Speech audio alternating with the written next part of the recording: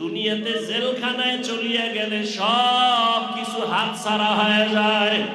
ওরে আজরাইলের হাতে যেদিন ধরা পড়িয়া যাব,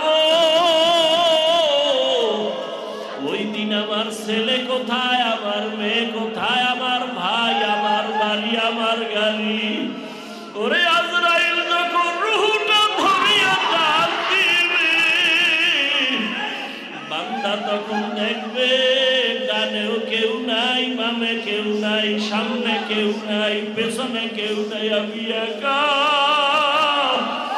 ওরে আমার ঘর দিয়া সবাই টেনে টেনে নামায়, বলে তাড়াতাড়ি কবরে দাও।